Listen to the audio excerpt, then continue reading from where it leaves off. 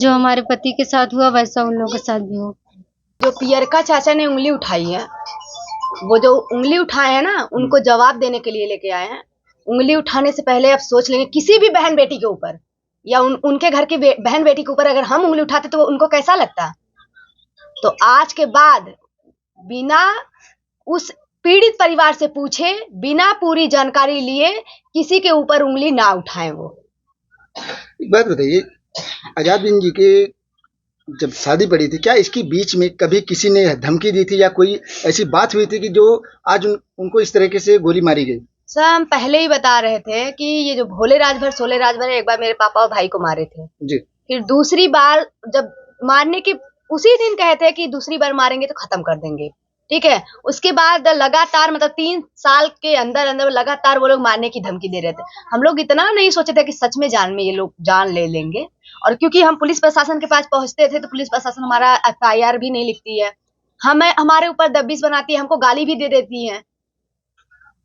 अच्छी बात बताइए, आप लोग बार बार गए और FIR दर्ज नहीं हुआ, अगर अभी जब घटना घटने के बाद FIR दर्ज हुई तो अभी प्रशासन के लोग क्या कह रहे हैं? क्या कह रहे हैं, हमको रोक रहे हैं। अभी कल की बात बता रहे हैं, हम योगी जी के यहाँ जाने वाले थे, अपने परिवार के साथ जाने वाले थे, लेकिन ये जो पुलिस प्रशासन है वो हमको रोक रही है। हमारे साथ हाथापाई कर रही थी। आपके साथ हाथापाई कर रही है। और जो बहुत सारे नेता लोग आए थे, बहुत सारे राजनीतिक दल के लोग भी आए हुए थे, तो वो लोग क्या दिलासा दिया आपको? सब ने देखिए आश्वासन दिया है, हमको आश्वासन नहीं, अब आप लोग का साथ चाहिए। तो अगर आप लोग का भी नहीं सुना जा रहा है तो आप लोग हमारे साथ यहाँ पे आइए हमारे घर और हमारे साथ चलिए धरने पे।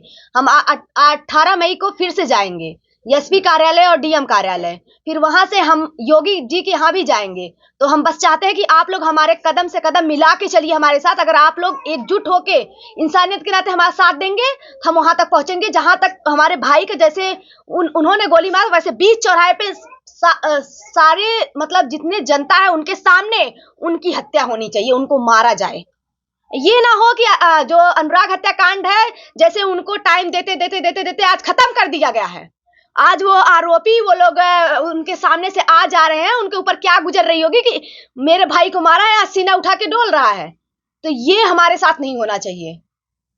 अगर हुआ तो यही हम जानते हैं कि ये सरकार जो है बस अपराधियों को बढ़ा रही है, अपराधियों को शरण दे रही है और गरीबों के लिए बस वोट देने के लिए बने हैं और वोट देने के बाद वो मरते रहेंगे यहाँ पे।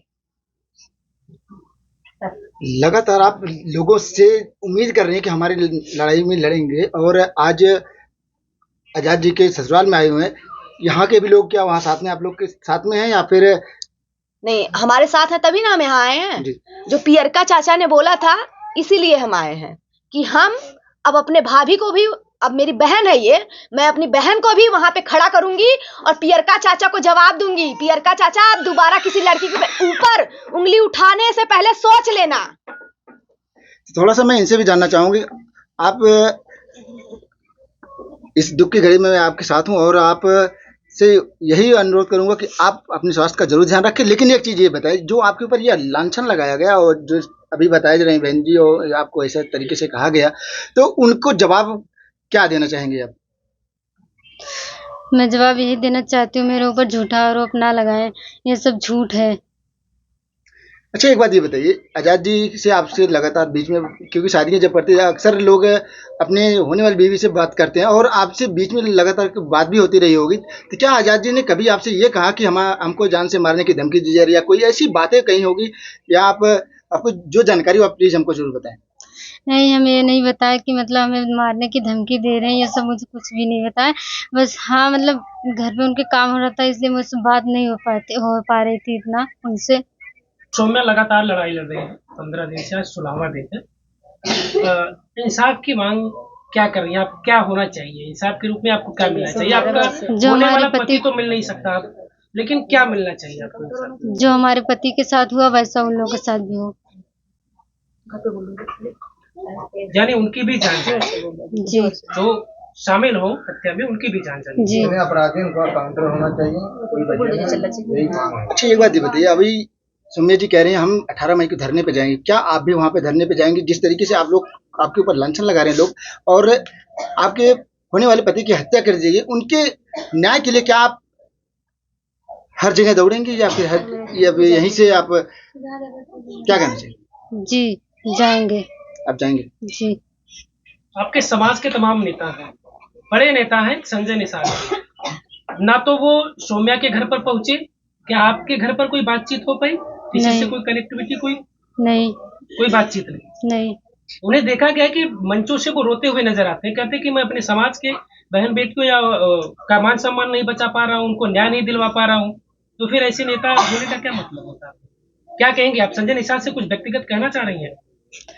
हम यही कहना चाहते हैं कि हमारे पति को इंसाफ दिलाएं। वो तो कह रहे हैं उन्हें गालियां मिल रही, सौम्या से बातचीत हुई है, कह रहे हैं वो गालियां उन्हें मिल रही नहीं, तो वो तो काम करवा रहे हैं। करवाते तो अब तक हो नहीं जाता सब।